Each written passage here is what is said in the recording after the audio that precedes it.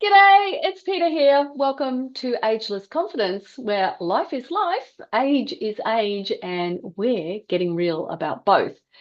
Now, today I want to share something with you that's been sitting with me for a little while. And it was after I finished reading Demi Moore's book, her memoir about Inside Out. Now, I picked up this book thinking that it was going to be a really good celebrity read. And whilst it was, that wasn't what stuck out for me. It hit me in ways that I wasn't expecting it to. It hit me in the heart, it hit me in the gut. And there were so many things in this book that really resonated with me. There's this line where she talks about not having boundaries because her parents couldn't model them, because they didn't know how to have any for themselves. And I thought, oh, wow, this is pretty powerful. I When I heard those words, I went back and replayed them. I was listening to this on Audible, and I really did have to sit with that for a while. And I went, oh, there's a lot in that. And and what really stood out for me about it is if we've never learned something, if we've never been taught it, it's not ingrained in us. So we're basically starting from scratch on whatever that happens to be. And I think this matters because there's so many of us that could be walking around repeating these patterns we've inherited without even realizing it. So we might be in our 50s, we might be in our 60s, or 70s, beyond, and we're still seeking this external validation. We're still avoiding hard conversations, hard conversations with others as well as ourselves. And we're still running from exactly what we need. There are so many personal connections in this book for me. And I've spent so long avoiding myself. And I see it in other women too, who have no idea how to listen to their own wisdom. So let's talk about these rabbit holes that we can fall into.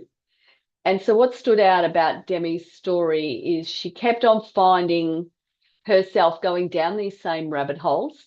She was looking for support in all the wrong places, trying to lose herself in dependencies of various kinds. She had no real goal except to survive and not to repeat her family's patterns. But guess what? She found herself repeating them anyway, even if she had no intentions of doing so. Now, I've done this, and it might sound familiar to you as well too. So I see this in women all the time. And as I said, I've lived this myself. There were so many parts of this book that stood out for me. Having been sexually attacked in when I was 13 years old, being in a family environment where I wasn't that biological child. And so there were all sorts of things that were just popping up for me the whole way through this book. And we know that we should be taking better care of ourselves. I mean that's a given. We know we want to do better. Um, we know our patterns, all these routines, all these habits that we have, they don't necessarily serve us. We know we're heading down the same path as we may have watched our mothers walk. We may have watched our grandmothers walk it as well. But we still find ourselves making the same choices and falling into these same patterns and wondering why we can't change it. And if you think about this, how many of us grew up being told to eat everything on our plates? You finish everything because there are starving children in Africa. At least that's what I heard. And so I learned that leaving food was wasteful. I learned that it was disrespectful to my mother who had prepared that meal. And it felt almost sinful, to be honest, that I was actually not eating every pea on my plate. And let me tell you, I ate every pea on my plate because that's just the way it was.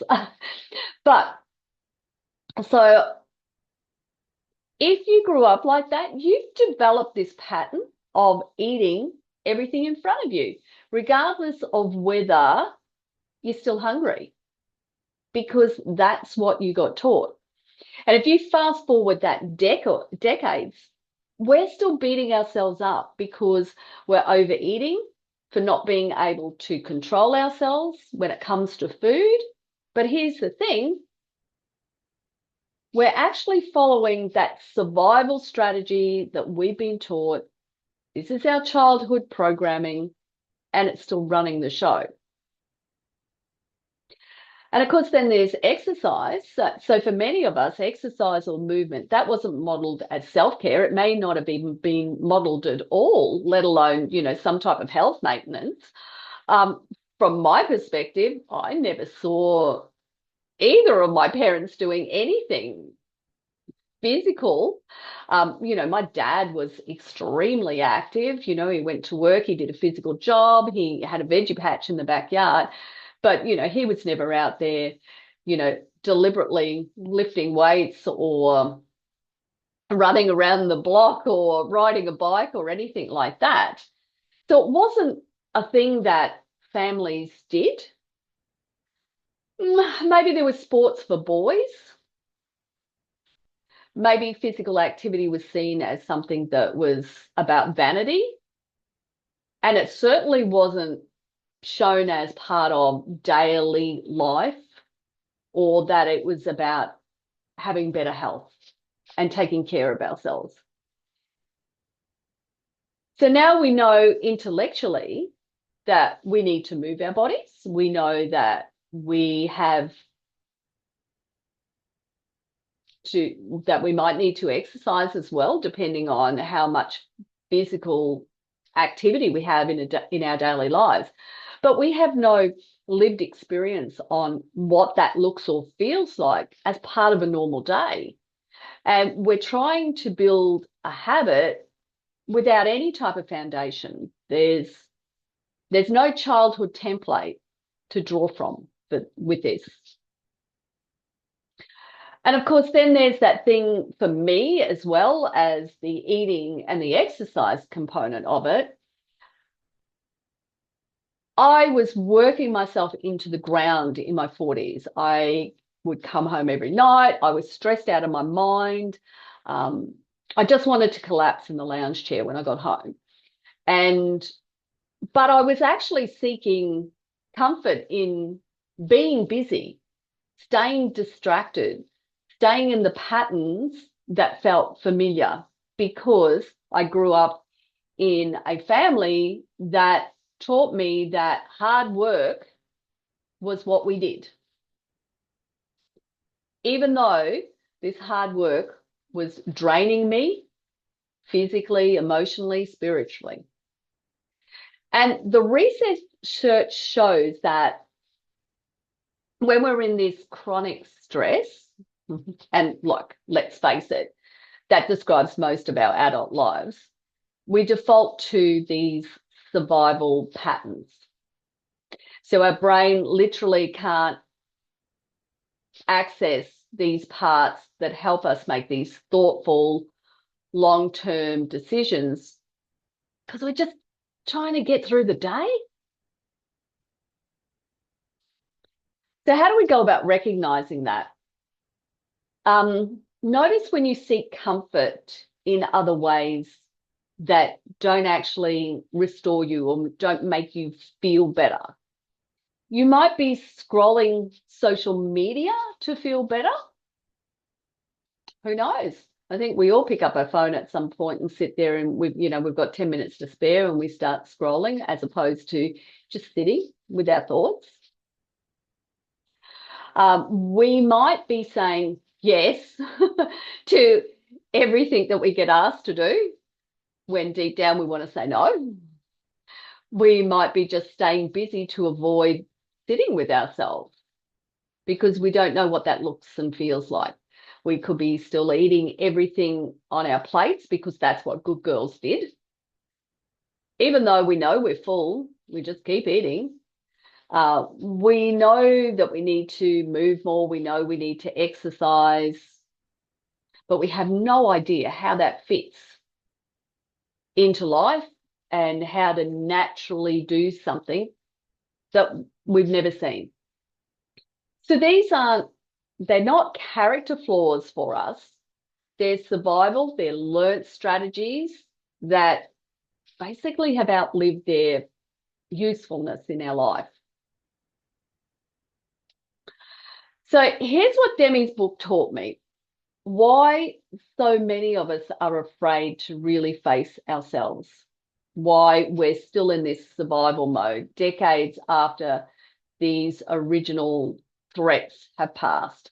So just like Demi spent many years seeking comfort in external things like relationships, substances, validation, for many of us, we seek comfort in staying busy, staying distracted, staying in patterns that feel familiar, even when they're not helping us in any way, shape, or form. When you're just trying to get through each day, the idea of actually sitting with yourself, like really sitting with yourself, it feels like a luxury. It feels terrifying at the same time. And so we tell ourselves we'll deal with it maybe tomorrow, maybe next week, after some crisis passes by, when life calms down. But here's the thing that I learned the hard way: life never calms down. We just get older, carrying the same unexamined patterns in our lives. And here's the real kicker: we beat ourselves up for those patterns as if they're personal failings. We shame ourselves for not being able to just stop eating or just start exercising. But we're fighting against these decades of conditioning, and we're trying to do it with willpower alone. And that's just not how change actually works. Now, I remember my mum saying recently, "I'm ready to die. I don't want you to have to look after me." Oh, and I mean, I'm like, I've got goosebumps when I said that. I, this, it broke my heart, really. Like, she's giving up. She's giving up on herself. She's been in and out of hospital. She's preparing for dependent on other people, instead of fighting for the life that she actually has. So what I've also seen from her is the fact that she was in and out of hospital. She wasn't facing reality that she wasn't going to be able to take care of herself when she got home. But I wasn't the person who was going to tell her that she couldn't do something. So eventually she did come to that realization very, very quickly, I might add, when she couldn't shower herself or couldn't get her meals and she needed my help to do it. So she ended up going to rehab, and she's gone through this process. It was a 6-week program. She's been going and doing these sessions twice a week. And she's always been one who's gone, "Now exercise isn't for me. I'm not doing that. That's just a waste of time. We didn't have to do that, when we were younger. So why are we doing it now?" So it's all these patterns that have been learned. And lo and behold, when this was coming to an end, at the allied health professionals, they had a little thing that says, finish your rehab, about to finish your rehab, do you want to continue, doing your PT sessions? So I had a little read of that. I saw how much it was going to cost. I then found out how much of a rebate that she would get. I made sure what day would work for me to actually drive her there, to actually take her home. And I said to her, look, Mum, this is available if you want to continue. She said, yeah, I read that. And I said, okay, well, there's no pressure. Look, I thought you've noticed how much better you're moving. You've noticed it's quite good to actually, be around other people and chat to those other people as well too. So something to think about. You either want, it's your choice. It's not my choice. And blow me out of the water because I've been telling her for 20 years that she needed to go and do something. She actually said yes. But here's the thing, if I don't get her there, if I don't pick her up and I don't take her home, there's that block for her because it would be too hard. And so I'm trying to make it as easy as I possibly can. But here I'm putting the burden on myself. But what I've realized is that she's going to be in there for an hour. So I then have that hour to do something else. And I will do something for myself physically. Or if I feel like I need to just go and sit and just relax, well, that's what I'll do as well. So I can use that time to take care of myself as well. So here's what the research says on neuroplasticity. It shows us that our brains can change at any age. So here she is, she's in her 80s,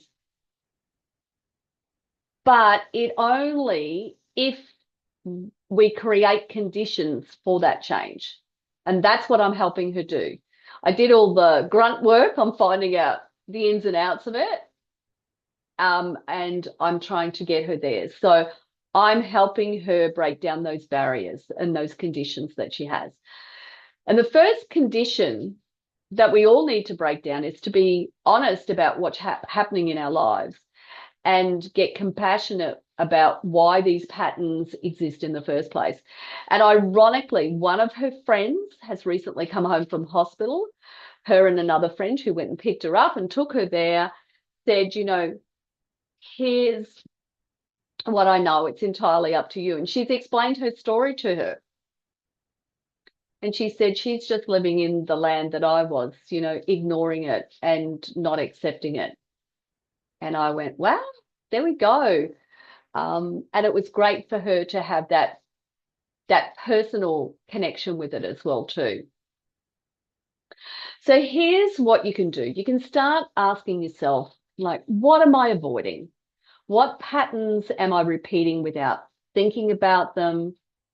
Where am I seeking comfort that actually doesn't help me, doesn't make me feel good?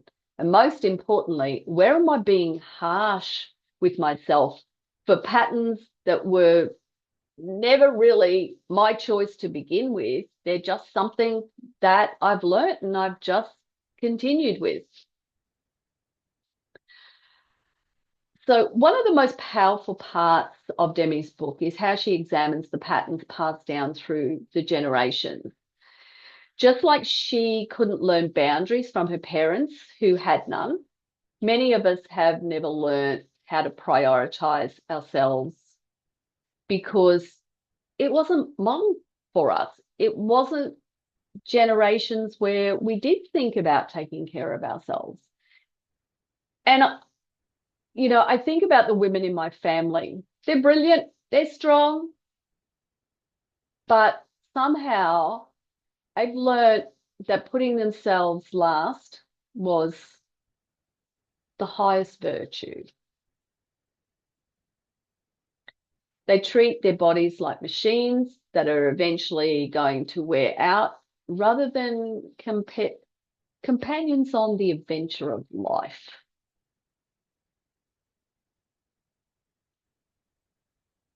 So let's get specific about what that actually might look like.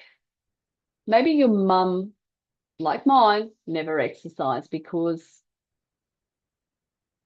it wasn't necessary. Maybe it's because it was for vain people. Maybe it's because we don't have time for such luxuries. Maybe physical activity was seen as something that's frivolous, when there's actual work to be done around the home. There's families to be fed, there's responsibilities that we need to handle. So why am I going to do that? So maybe we have inherited this belief that exercising, moving our body for pleasure or for health is somehow totally selfish, it's unnecessary. Or maybe you've learned that food is love. It's about feeding the people and you showing them that you care about them.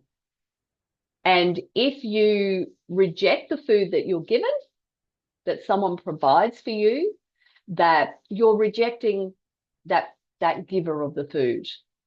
Maybe you've learned that wasting food is a moral failing, that your hunger and your fullness cues matter less than social expectations or these family rules.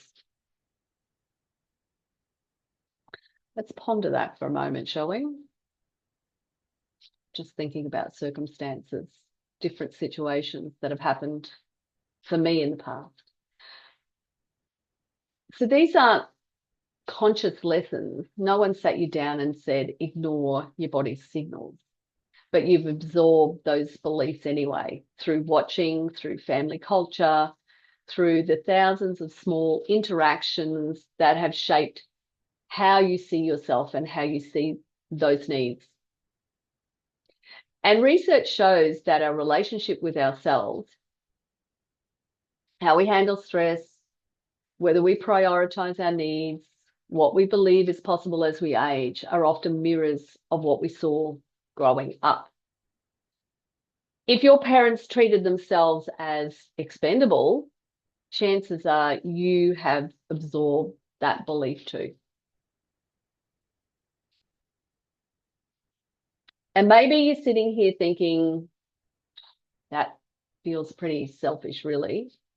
I want to stop you right there. That guilt, that's exactly what I'm talking about.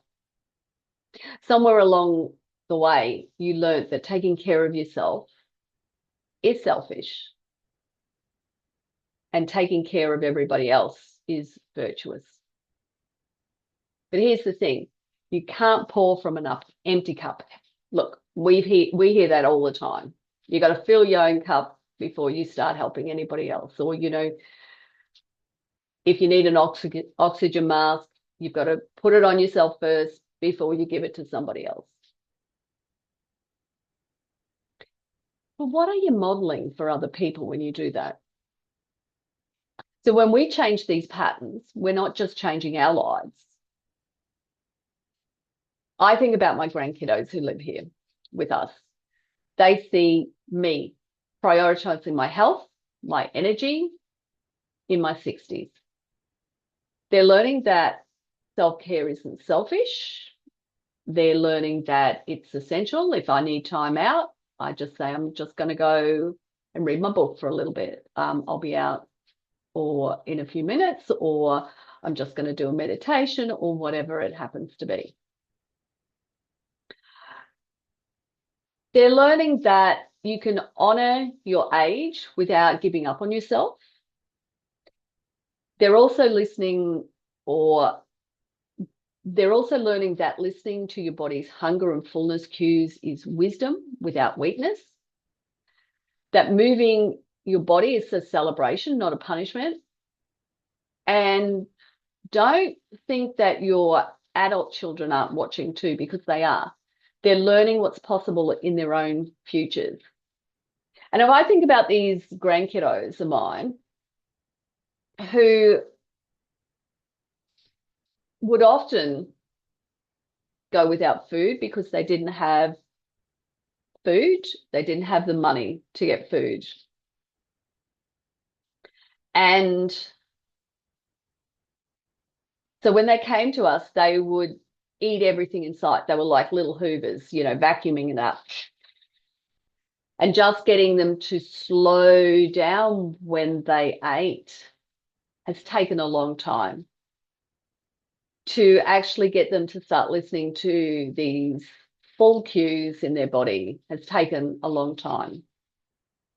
And I know that when they've got bored, they go, I'm bored. And then you give them suggestions, and then all of a sudden the next words out of their mouth are, I'm hungry. They're not hungry. They just said they're bored. So they're not really hungry. And so often we see food, in their instance, they're seeing food as something to break the monotony rather than sitting and thinking about, how can I entertain myself now? What can I go and do? Look, here's what gives me hope. And just like Demi eventually broke some of these generational cycles, we can too. The key is to recognize that these aren't personal failings, they're inherited patterns that we choose to change. The practical step here is to start noticing what your automatic responses are. When you feel guilty for taking time out for yourself, where does that voice come from? When you're automatically finished, when you're just hoovering up the food in front of you, when you finished it all on your plate, whose rule is that really? When you assume that decline is inevitable, whose belief is that really? What we want to do is learn to trust our inner compass again. And just like Demi had to learn how to trust her own instincts instead of constantly seeking validation from others, we need to learn how to trust our own signals about what we need. So your inner compass is constantly giving you information. That feeling of energy, that feeling of aliveness that you get when you're doing something, that's what truly feeds you. That's what truly helps you. The way certain people or certain activities drain your energy, think about what's draining you, what's restoring you, what's distracting you. And yes, this includes your body signals about food and about movement too. We've been taught to override these signals, to push through, to prioritize everybody else's needs over our own inner knowing.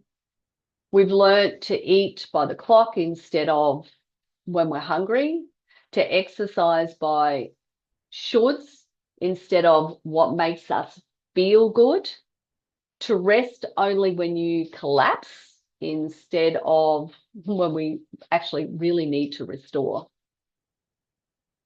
Now, I had to learn that the hard way in my 40s when my body was just screaming for me to make changes. But I kept on pushing through time after time after time. And it wasn't until I finally started to listen to what was energizing me, what was depleting me, and what my body needed instead of what I thought I should do. That's when this real change became possible. So let me give you some real life examples of this. Listening to yourself, what it actually looks like. So because I know, like, this stuff can sound a bit woo-woo, right? Might just be noticing that you completely feel drained after you've had a coffee with certain friends. And even though you can't put your finger on it, exactly why, maybe it's the coffee, maybe it's one of those friends. You're just realizing that you automatically say yes when you actually feel no, and then you feel resentful after. Oh, I've done that. Or you catch yourself thinking, I'm too old for that, without even considering whether it's true or not. So I was recently on a skiing trip. Some child ran into me, not one of my children. And I ended up with a fracture in the side of my leg. And I don't know how many people have actually said to me, I think it's time you gave up the skiing because you're too old. I'm like, kidding me, aren't you? And it's like, I'm not too old for this. I think I've still got a bit in me. That wasn't me doing that. It wasn't because I was incapable. It was just something that happened to me.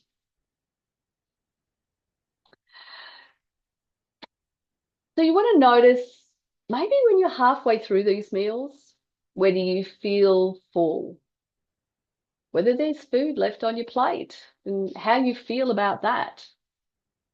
Recognizing when you feel uplifted, when you feel energized, if that's after a gentle walk, or if it's after a strength session, or if it's after yoga or Pilates, whatever, or whether you've danced around in the kitchen. How do you feel? Do you feel energized? Do you feel alive? These are the things that your body's signals are telling you. These are great for me. Let's do more of it. Maybe there's certain foods that make you feel sluggish, whereas others help you feel energized. And I know that was something that I really focused in on when I was going through menopause. What was draining me from a food perspective and what made me feel better. And so those foods that were draining me, I just went, I'm just going to go without them just to confirm that this is what is happening.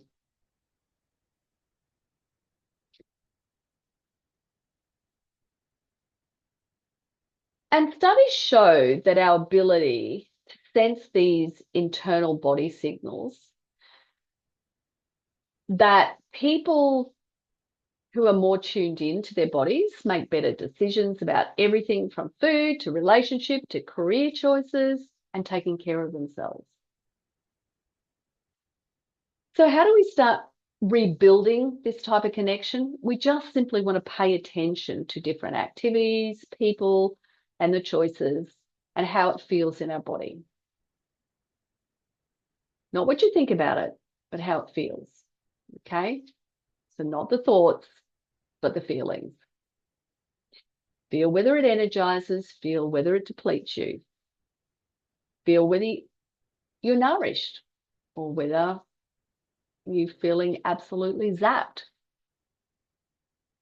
Are you eating because you're hungry or because it's mealtime and yet you're not really hungry? Are you avoiding movement because you truly need to rest? Well, guess what? That's okay. And here's a reality check for all of us. This isn't a 30-day transformation.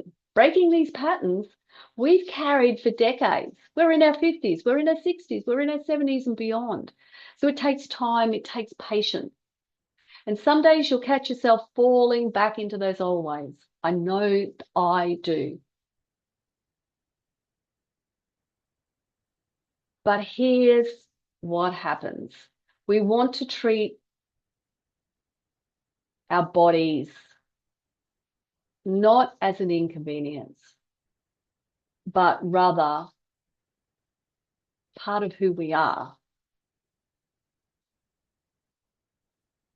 We want to remember that goals, in whatever form they happen to be, whatever change we want to make, this isn't about perfection. It's about that gradual change and that awareness that we're creating. So let's finish up with a move moment. These are things that we can do to move our mind, to move our body.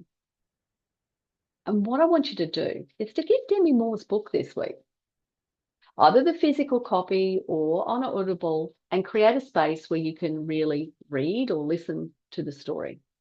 But here's the key. I don't want you just to read it. I don't want you to listen passively. I want you to find a way to be present with yourself when you're taking in her story. Maybe that's going for a walk while you listen to the audio version. Maybe it's sitting in your favorite chair with a cup of tea. Maybe it's laying out on a deck chair out by your pool and looking at the garden and enjoying nature. The point isn't what you do, it's the space that you're going to create for yourself and to notice what resonates.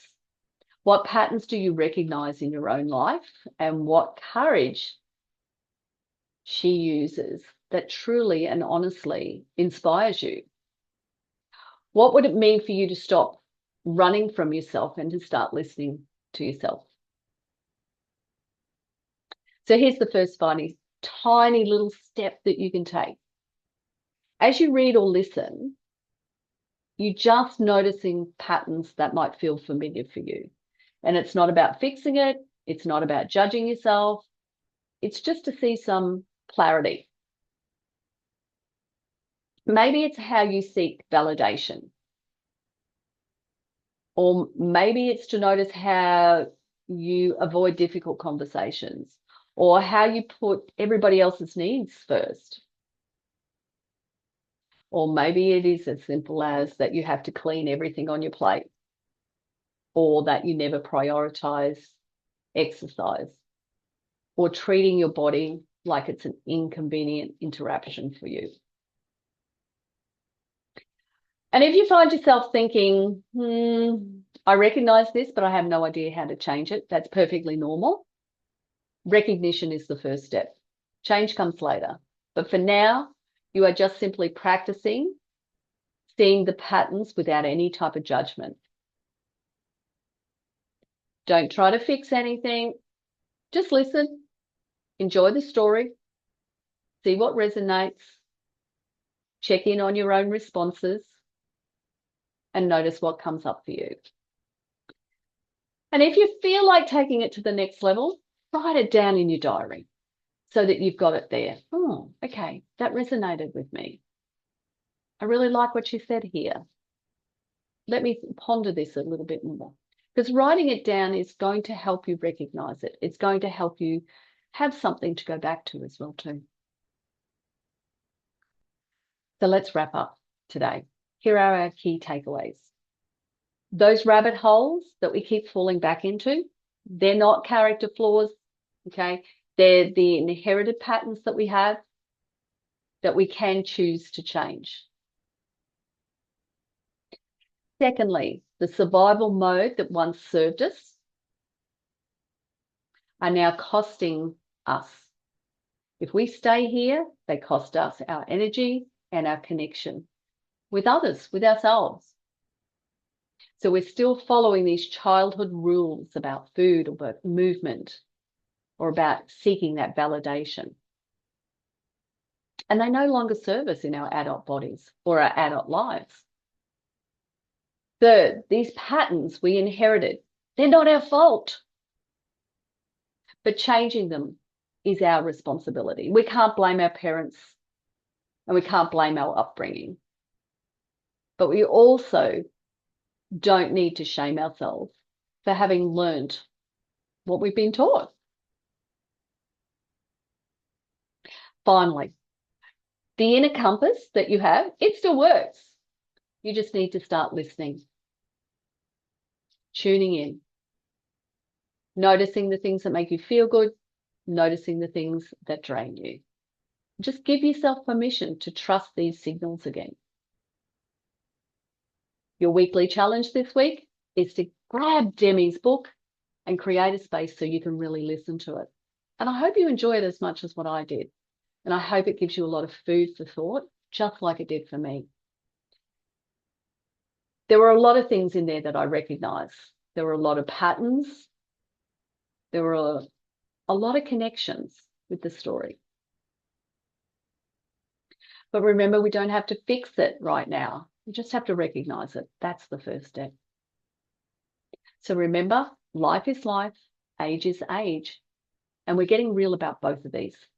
And I'll see you next week on Ageless Confidence. Remember, be forever fit and forever fabulous. And I'll see you then. Bye.